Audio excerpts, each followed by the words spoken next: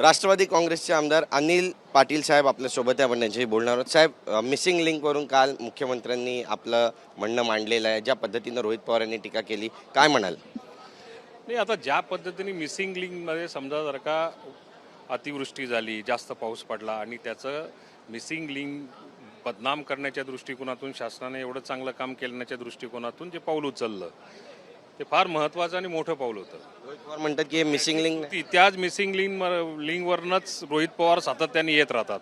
15-16 तासामध्ये त्या ठिकाणची ट्रॅफिक ही चालू झाली. लँडस्लाईड होण्याचं कारण वेगळं होतं. त्याच्यामध्ये त्या बोगद्याला हे झालं, त्या रस्त्याला ते झालं आणि मग कामाच्या क्वालिटीवरती त्यांनी संशय व्यक्त केला. हे ददान खोटं होतं आणि अशा स्वरूपाचं रोहित पवारांनी बोलायलाच नको पाहिजे. पण आता अजितदादा यांचं नाव देण्यात यावं अशी पण मागणी होते या मिसिंग लिंकला.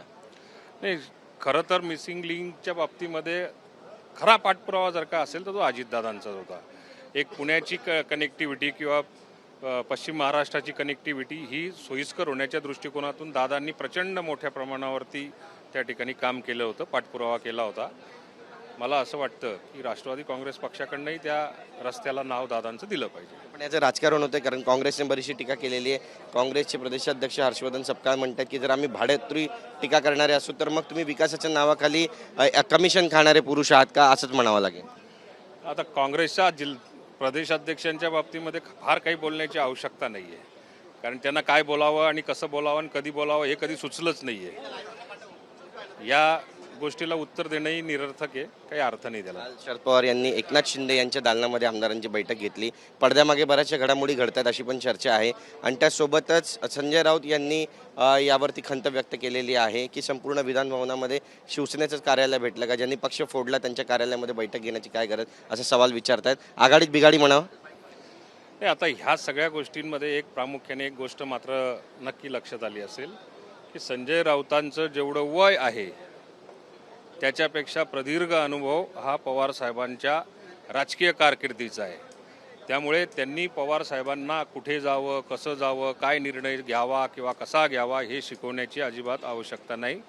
पवार साहेब सक्षम आहेत, ते काहीही निर्णय घेऊ शकतात, स्वतःचा घेऊ शकतात आणि त्यामुळे संजय राऊतांनी त्याच्यावर बोलण्याचं काय निरर्थक आहे. राहिला प्रश्न आघाडीमध्ये बिघाडी ही कधीच झालेली आहे. आघाडीमध्ये बिघाडी ही कधीच झालेली आहे, कारण संजय राऊत ज्या पद्धतीने सातत्याने विशिष्ट लोकांना डोळ्यासमोर ठेवून फक्त टार्गेट करून चालतात ते कदाचित पवार साहेबांना आवडतही नसेल. नाना पटोले विरोधी बाकावर बसतात, पण आता छगन भुजबळ यांची स्तुती करताना पाहायला मिळतात.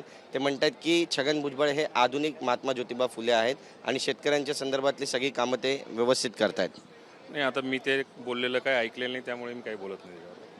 बातचीत केल्याबद्दल. तर आपण पाहतो आपली भूमिका या ठिकाणी मांडलेली आहे. कॅमेरा पर्सन खंडूराजचा गिरीश गायकवाड, TV9 मराठी.